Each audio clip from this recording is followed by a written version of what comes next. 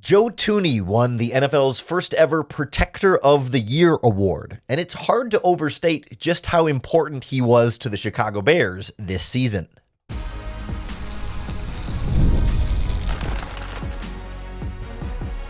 You are Locked On Bears, your daily Chicago Bears podcast. Part of the Locked On Podcast Network, your team every day.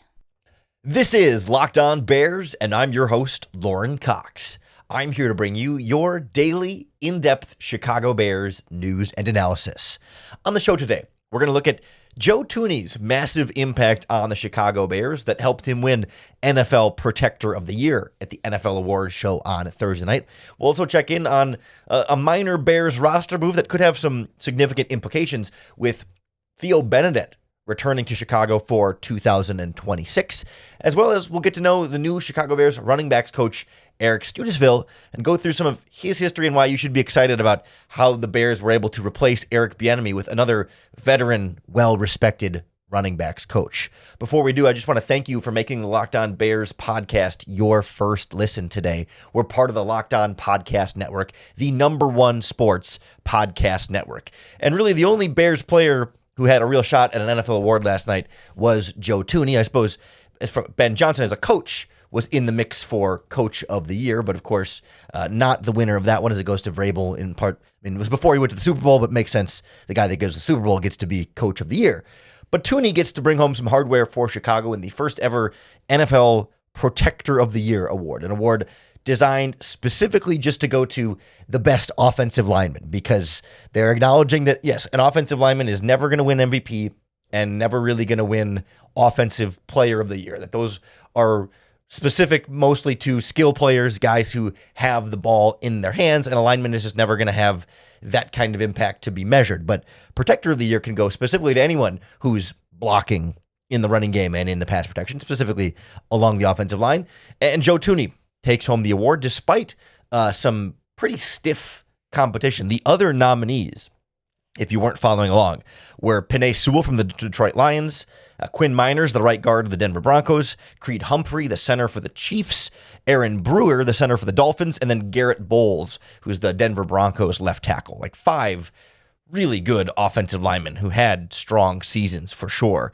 And I do think, as much as I think Joe Thuney deserved this award, you wouldn't have had me too upset if he had lost to most of those guys. I mean, they all had really good seasons, and when you're trying to separate, the top 5 offensive linemen in football, we're splitting hairs on everything. And if Penei Sewell had gotten the award, I would have said, hey, well deserved. Like, Thuney had a great year, but so did Penei Sewell. Same thing for Quinn Miners in Denver. Even Garrett Bowles had a great year in Denver. Aaron Brewer for the Dolphins had like a career best year, really emerged, I don't say out of nowhere, but a lot better in Miami than he'd been in Tennessee before that. And then Humphrey's one of the best young centers in football. Like, all of those guys are really good, and you could find pretty strong arguments for why any of them individually should have won the award. But Thuney gets it for the Chicago Bears, and I think it's pretty easy to see why. And also, I think there's some argument in there to put him over at least the other guys at his own position. Sometimes it's a little bit harder to compare guards to centers or guards to tackles there, but like when you look at what Joe Thuney accomplished this season, you can make a strong argument he was at very least the best guard in football, if not the best offensive lineman in football. Like, you look at what he did in pass protection, he was maybe the #1 pass blocking guard in the NFL. If you look at pressures allowed by guards this season, you could look at the total number of pressures, right? And of course, the players that play fewer snaps will give up fewer pressures than guys like Joe Thuney that were out there for almost every single snap and, week in, week out, and passing a lot in those games. So like the raw numbers of, okay, how many sacks, how many hits, how many hurries did you give up isn't always the perfect measurement. I will say Joe Thuney gave up 0 sacks this season, 1 quarterback hit, and 14 quarterback pressures. So in total, or quarterback hurry. So in total, 15 pressures, fewer than 1 per game this season was Joe Thuney allowing pressure on his quarterback. That is incredibly impressive. But when you break it down even deeper than that, he had 8 games this season with 0 total pressures, 8 games where he was totally clean in pass protection. And when you take those 15 total pressures he had over the course of the full season and divide it by the 650 some odd pass protection snaps he had this season, he was allowing pressure on just over 2% of his pass blocking plays this season. If you compare that to every other guard in the NFL, he was number one among all guards in lowest rate of pressure allowed this season. It was 2.3% of his pass blocking plays he allowed pressure. That was just ahead of Damian Lewis of the Panthers at 2.4, Quentin Nelson of the Colts at 2.5, and then there's a little bit of a jump before you get to Kevin Zeitler of the Titans was at 2.9, and Steve Avila from the Los Angeles Rams was at 3.1. Those were your top 5 guards in how often they allowed pressure, right? So it's not just the total number, but like per snap, how often were they allowing pressure? Because some guys pass blocked more than others. Some guys were more healthy than others. Joe Thuney was number one among all guards in the NFL in rate of pressure allowed. For comparison, Thuney is at 2.3%. Jonah Jackson, his teammate, who also had a good season, was at 4.9%. So more than twice as often, Jonah Jackson allowed pressure than Joe Thuney, and Jonah Jackson had a pretty good year. You know, like that kind of tells you the magnitude of like just how pristine Joe Thuney was. Now, if we want to be, you know, full like, I don't know, transparency is not the right word here, but like the bigger full context here is that there were some centers that had a lower pressure rate than Joe Thuney, but that is a little bit of a different measuring stick. There were like 2 or 3 centers. I think among all offensive linemen, Thuney was like 4th or 5th in the NFL, 3rd, 4th, or 5th, somewhere in there. But centers generally spend a lot more of their pass blocking snaps, not in one-on-one, but usually they're either looking to help left or looking to help right. Rarely are centers pass blocking against a nose tackle head up one-on-one with no help anywhere from a guard. Like, centers have a slightly different battle, just like how tackles have even less help than guards. So tackles are always going to be lower than guards, and guards are always going to be lower than centers. So it's hard to compare across positions one-to-one, but it does show Thuney, at least among guards, including, you know, Quinn Miners, who is in this Protector of the Year award. Like, Thuney was the better pass protector of him and any guard in football. That doesn't include run blocking, where I think there were certainly some ups and downs for Thuney, especially early in the season as he was settling in, but eventually got to be a very consistent run blocker there. But I think for the Bears, the biggest, I don't want to say the biggest impact, but the more important impact was almost like off the field or on the sidelines and in the locker room, in terms of coming into an offensive line room that didn't really have a voice or a leader, someone who could kind of step up to the front of the room and say, here's how we're going to do things. Here's how we're going to take care of our business and behave and act and operate as an offensive line together. He can come in as that guy who has been consistently winning and sees exactly what it's like to be a winner in New England, exactly what a winning organization looks like in Kansas City, and try and apply those things to the Bears and the Bears offensive line. That, you know, especially last season and the last couple seasons, they haven't really had that voice at the front of the room. And now this offseason, you go through a bunch of change on the offensive line where, you know, Darnell Wright is kind of the only main guy brought back. I mean, Braxton Jones was there for a little while, and Ryan Bates had been around, I guess, but there was a lot of turnover on that offensive line, especially in the starting lineup, and he was that stabilizing figure and voice in that room to help that group play its best possible performance, especially when he had a carousel of young left tackles next to him, where you get Braxton Jones at the beginning of the year, then you go to Theo Benedet for a while, then you go to Ozzy Trapillo as a true rookie, and then before you know it, Joe Thuney is playing left tackle himself in the playoffs. Now, this is technically a regular season award, Protector of the Year, so he's not getting credit for the position move in a pinch for his team to go out to left tackle, but like, this feels a little bit like it's been a long time coming for Thuney. There hasn't been an award that he's been allowed to win up to this point. So now it's as much what he did this year as what he's done over the course of his career, and how selfless he's been in getting every offensive line he's played on, including the Chicago Bears, up to a high level. One of those left tackles he blocked next to was in the news on Thursday as the Bears officially re-signed Theo Benedet to a 1-year deal. He was set to hit exclusive rights free agency. He probably wasn't going to go anywhere, but they got him signed up quickly before the Super Bowl has even happened. So we'll take a look at where Theo Benedet fits into the Chicago Bears left tackle plans, with Ozzy Trapillo clearly going to be injured for a little bit here, next on Locked On Bears. This episode of Locked On Bears is brought to you by ZocDoc. Finding a doctor you actually like can feel like discovering a diamond in the rough. Sure, you want someone who's in-network, nearby, and has availability, but you also want a doctor who listens to and makes you feel comfortable explaining things clearly.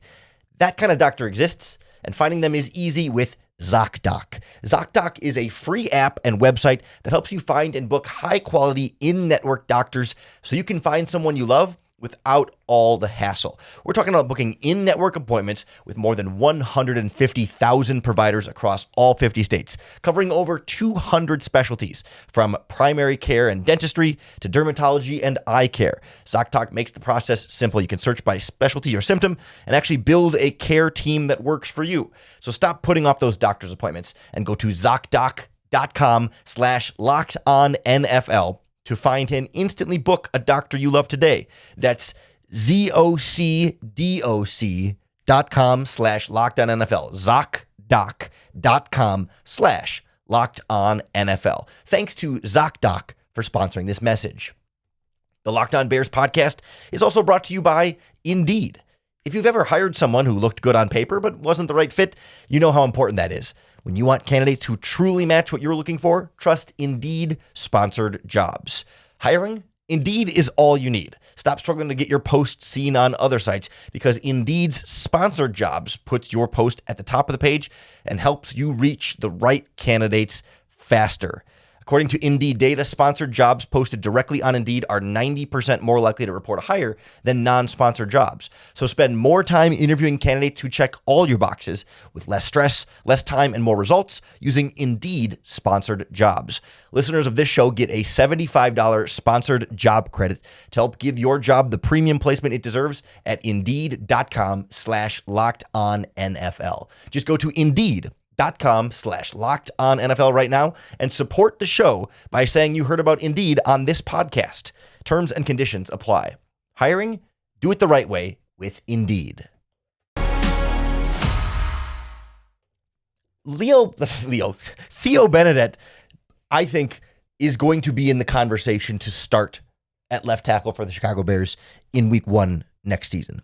And it would not surprise me at all if the Bears go through this free agent and draft period with that more or less being the plan. I was going to say like the backup plan, but more like not necessarily plan A, but like let's call it the fallback option there. Backup plan makes it seem like there's a plan A. This is not necessarily plan B, but it's like we'll see what comes across the table. But if worse comes to worse and you got to lean on Theo Benedet, I wonder if the Bears aren't just confident enough to say, yeah, we can get by with that, because Theo Benedet played a lot last season and they trusted Theo Benedet significantly for a while there. And it wasn't like he was benched because he was so horrendous they just couldn't keep him on the field. Now, quality of play I'm sure was a factor in there. If he had been dominating and playing at a super really high level, he wouldn't have been benched and wouldn't have been replaced by Ozzie Trapilo potentially. So, but the point being is, like, I think the Bears showed a certain amount of faith in Theo Benedet, and I think maybe we should too.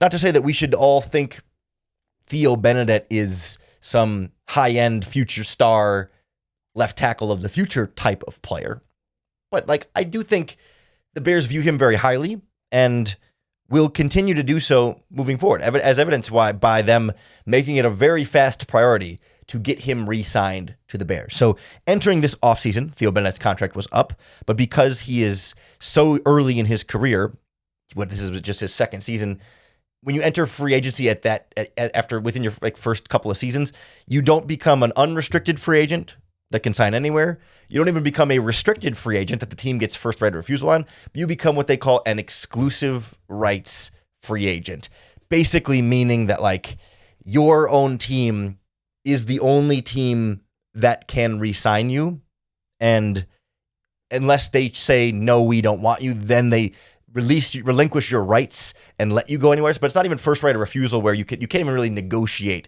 with other teams. Essentially, it's just like they get to hold on to the rights to negotiate you, and your team decides whether to let you go somewhere else or to sign you. You don't really have much leverage. It's kind of a weird dynamic that ultimately, rarely does it affect a super high quality player, but it just helps you keep super young guys around that, came in as undrafted free agents like Theo Benedet, and now are hitting free agency, and you have a lot of control over keeping them. Like, instead of them being on rookie contracts that you have a lot of control over, instead, this is sort of like the undrafted version of, like, you get some long-term control over that player.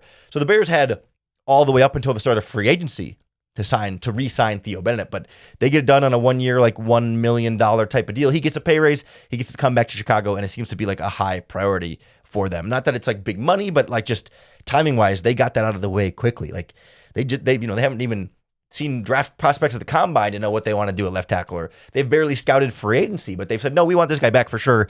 Let's make sure we get this done. Because when you think back to last season, it's easy to forget or overlook how much Theo Benedet played last season.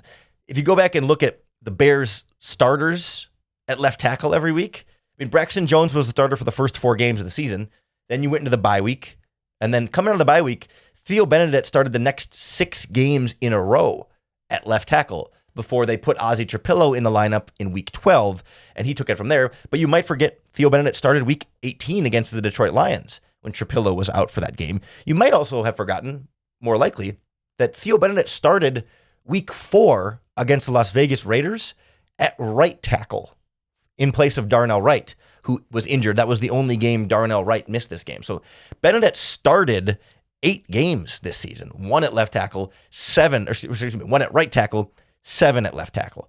And of course, like, the idea is like, well, but Lauren, when Ozzie Trapillo got hurt in the playoffs, they didn't trust Theo Benedet against the Rams. They moved Joe Thuney over and brought Jordan McFadden off of the bench. Valid. Fair. And I don't think the Bears are going into this offseason saying, oh, whoopee, we can't wait to start Theo Benedet at left tackle next year. But I do think in a playoff game against the Rams, they said, listen, this Rams pass rush is really, really good. Jared Verse is one of the best young pass rushers in football.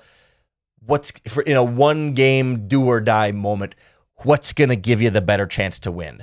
Joe Thuney against their best pass rusher, or Theo Benedet against their best pass rusher? And I understand why they would go that way, and why they may also go into this offseason saying, man, if Theo Benedet comes back, has a full offseason of work with the new offensive line coach, Dan Rashar, improves a little bit more, like, he's a guy that you saw last season you can get by with. I'm not saying you're going to dominate with him at left tackle, but you can get by with. Because the whole bigger point of this conversation is that Ozzie Trapillo's injury is super significant, and it happened so late that he's probably not going to be ready for week 1. So you're going to need somebody else to start some amount of games, and it could be as much as half the season or more, depending on how long Ozzie Trapillo's recovery takes. And so is that Theo Benedet? I think they're open to that as a possibility, but I think they also look at Benedet and say, hey, he can play left tackle, he can play right tackle. He's a cheap, young swing tackle at the very worst. And I think he's someone who, if you had to start the first 4-6 weeks at left tackle, you could get by. I mean, if you think back to this past season when Theo Benedet was starting, it was when he was the starting left tackle. It was weeks 6 through 11, those 6 games. Do you know what the Bears' record was in those 6 games? They were 5-1. The only loss in there was to the Baltimore Ravens, but that was Commanders, Saints, Ravens, Bengals, Giants, Vikings. Those were Theo Benedet's starts. And while certainly it was not a bunch of playoff teams in that stretch, it never felt as though, like, oh my gosh, this left tackle is a huge problem for the Chicago Bears, right? Part of why they put Theo Benedet in is because he was a better run blocker than Braxton Jones, and they wanted to get the running game going, and you may recall they did get the running game going. Theo Benedet comes in and they rush for 150 yards against the Commanders, then over 200 yards against the Saints, then over 250 yards against the Bengals, and they were over 150 against the Giants right after that. Like, he was a fine run blocker. Maybe not the best pass blocker, but it was 2 sacks and 22 hurries and 6 starts. Like, it's not great, but he wasn't like derailing the offense with how bad he was in pass protection. It wasn't like, oh my God, they can't protect Caleb Williams with Theo Benedet at left tackle. Like, sure, you want better and want to aim for better, but if the Bears had to start Theo Benedet for a handful of games next season, it's not gonna be the difference between them, making the playoffs or not, and going on a losing streak versus going on a winning streak. Like, he's been a competent backup offensive tackle, and he may and should get better this offseason and be even better than that next season. So I'm I don't hate the idea of that, hey, if you're really putting all your resources this offseason into upgrading the pass rush and getting your safeties squared away, and you hold on to DJ Moore and Cole Kmet and keep the band together, and maybe you end up going a little cheap at left tackle and say, hey, we'll start Theo Benedet until Ozzie Trapillo's good to go, but those guys are good enough. Maybe you bring in a veteran backup as a temporary kind of thing, but like, I don't think it's the end of the world if that ends up being the plan they go with at left tackle. Who knows? Maybe there's a guy in free agency they like. Maybe there's another rookie they'd like in the draft. I think they will explore left tackle upgrades, but I think Benedet gives them enough to say, you don't have to upgrade left tackle. You'd like to get a better left tackle, but you don't have to. I think he can get the job done there. I also think the Chicago Bears' new running backs coach is going to be able to get the job done to fill in for Eric Bieniemy. We talk about another replacement coming in. I'm a big fan of new running backs coach Eric Studesville, who has a long, rich history of coaching quality running backs in the NFL. So we'll get to know him, some of his past, who he's worked with, and how that'll apply to the current Chicago Bears next on Locked On Bears. This episode of Locked On Bears is brought to you by Robinhood. What if sports were traded like markets? Well, now you can put your sports IQ to work in real time with Robinhood prediction markets. It's not you against the house. It's you participating in a live market. You can buy or sell your positions live all game long and use your sports knowledge in the moments that matter. Because Robinhood prediction markets change the game. It's people moving the action. So when momentum shifts, you can move with it. Because you've always known the game, but maybe you've never had quite a dynamic way to apply that knowledge, but now you can actually take part live in a market powered by people. You're no longer just a spectator. Play by play, you decide. Trade every play with Robinhood, now available across the U.S. Download the Robinhood app now to begin. Futures and cleared swaps trading involves significant risk and is not appropriate for everyone. Events contracts are offered by Robinhood Derivatives, LLC, a registered futures commission merchant and swap firm. The Locked On Bears podcast is also brought to you by Home Chef. As we get rolling in this new year, a lot of people are trying to simplify their routines, and dinner is a big one. Between busy work days, cold winter nights, and packed schedules, having an easy, reliable dinner plan makes a huge difference. And that's where Home Chef comes in. Because Home Chef takes the stress out of cooking by delivering fresh, pre-portioned ingredients right to your door, with easy-to-follow recipes that actually taste great. They're rated #1 by users of other meal kits for quality, convenience, value, taste, and recipe ease, and it's easy to see why. For a limited time, Home Chef is offering our listeners 50% off your first box, plus free shipping and free dessert for life. Just go to homechef.com/lockedon. That's homechef.com/lockedon for 50% off your first box, free shipping, and free dessert for life. Now, you must be an active subscriber to keep receiving the free dessert. The Chicago Bears formally replaced Eric Bieniemy with a new running backs coach this week, or at least it was formally reported who their new running backs coach would be. I don't know if they've actually announced it as a team. Nonetheless, Eric Studesville fills in the running backs coach role. If that name sounds familiar at all, it's because we mentioned him on this podcast a couple of weeks ago now, I think, when Eric Bieniemy left. When he first left, or when it was first clear he was leaving, we ran through some quick names that had connections to Ben Johnson's coaching staff that made a lot of sense and were available this offseason. And Eric Studesville, I think, was the first name we mentioned on this podcast. So, wasn't breaking news or anything at the time, but connecting a lot of dots and really excited about what Studesville can bring. This guy is a certified pro, veteran running backs coach, one of the most respected running backs coaches in the NFL. He's been doing this for a while and has worked with some great running backs across a bunch of different teams, across a bunch of different schemes, and consistently produces high levels. So he coached with Ben Johnson on the Denver Broncos for a couple seasons when he was running backs coach and running game coordinator.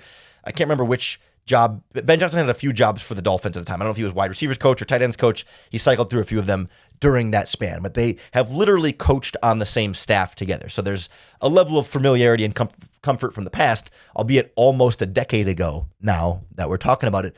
But the Dolphins were just Eric Studesville's fifth NFL team, because he started in the NFL with the Chicago Bears in 1997. He was an offensive quality control coach and assistant. In 1999, he was promoted to wide receivers coach. So he's got some familiarity with the McCaskies in the building a little bit, but left the Bears at that time to go to the New York Giants where he took over as running backs coach in 2001, where he coached running backs like Tiki Barber to some really successful seasons.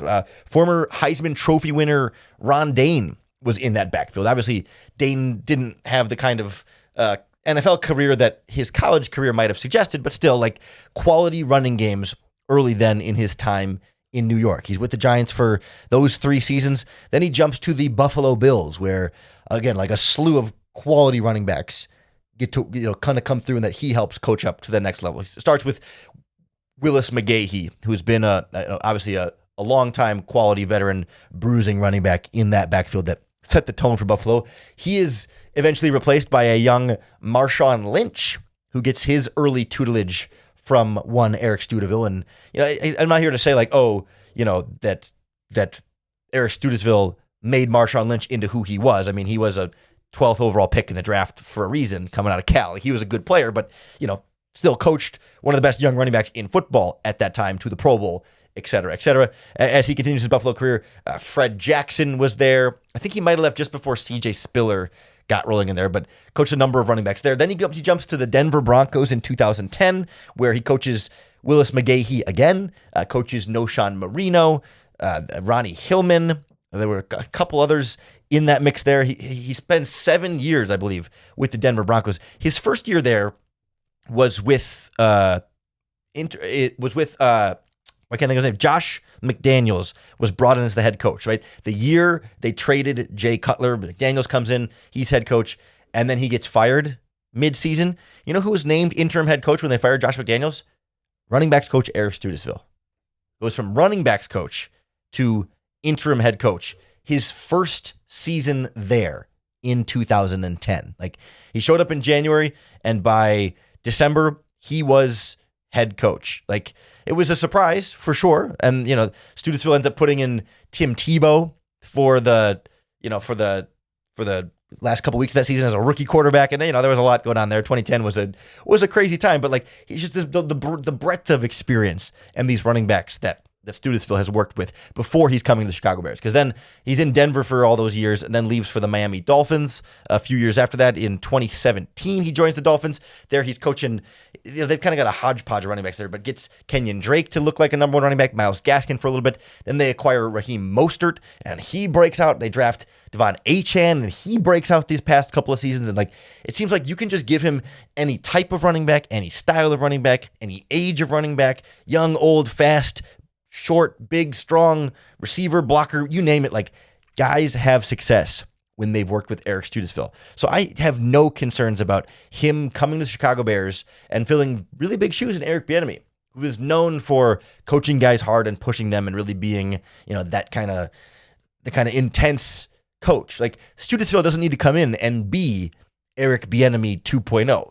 He can come in and be Eric Studesville and say, well, when I coached Marshawn Lynch, here's how he had success doing it. And when I coached Willis McGahee and all these, I don't want to say all-time great running backs, but Hall of very good running backs across the board, that he has had the success and the track record to just, kind of speaks for itself and can remind these guys very quickly that he knows what he's talking about and how to coach them up. I also think the other important thing to keep in mind with Studesville here, it's very similar to Ben Johnson in the fact is that all of these teams he was on, he often survived head coaching changes. He's with the Buffalo Bills from 2004 to 2009, across multiple head coaches. He's with the Miami Dolphins, or he's with the Denver Broncos from 2010 to 2016. His head coach is fired in his first season in Denver. The new coach keeps him around because he's such a respected running backs coach. And then same thing in Miami, hired in 2017, sticks around as Mike McDaniel comes in and says, oh, no, let's keep this guy here. McDaniel was the running game genius. He was brought to Miami to fix their running game. And he still trusted Eric Studesville to be his running backs coach. He has worked for so many different head coaches, and they have all trusted him, even when they're inheriting him from the previous staff. So this is a really great hire for the Bears, and someone that you should be excited about and confident in continuing to develop Kyle Monangai as a bright young running back, and assuming the Bears continue to move forward with DeAndre Swift as their lead rusher, I don't see any reason why he can't maintain the level of play that we saw this past season. I'm sure Eric Bieniemy helped unlock some things for Swift there's no reason that Studesville can't keep that thing rolling, especially with Ben Johnson still calling the running plays, the offensive line largely intact except for the injury at left tackle. And we're gonna spend some time next week likely on the podcast talking about the injury at left tackle and also the injury at linebacker with TJ Edwards, and also the injury. There's one more injury, and I'm blanking on what it was. I wrote it down. Oh, the injuries on the defensive line to Dio Odengbo and Shamar Turner, and how those injuries are going to impact some of the Bears' biggest offseason decisions and make things kind of complicated for Ryan Poles. So make sure you tune back in for that episode of Locked On Bears coming next week. Hit the subscribe button on YouTube or wherever you listen to podcasts, because that's going to be the best way to keep up with all of our daily, in-depth Chicago Bears news and analysis. Thanks for making Locked On Bears your first listen today. We're part of the Locked On Podcast Network, your team every day. And if you want to take your everyday listening to the next level, you can check out the Locked On Everydayers Club, where you can get access to an ad-free audio feed of Locked On Bears that's compatible with Apple Podcasts, Spotify, and every other major podcasting app. Plus, you'll get an invite to the members-only Locked On Everydayers Club Discord server, which includes a group chat just for listeners of Locked On Bears. If you want to check it out, head on to the website is lockedonbears.supercast.com.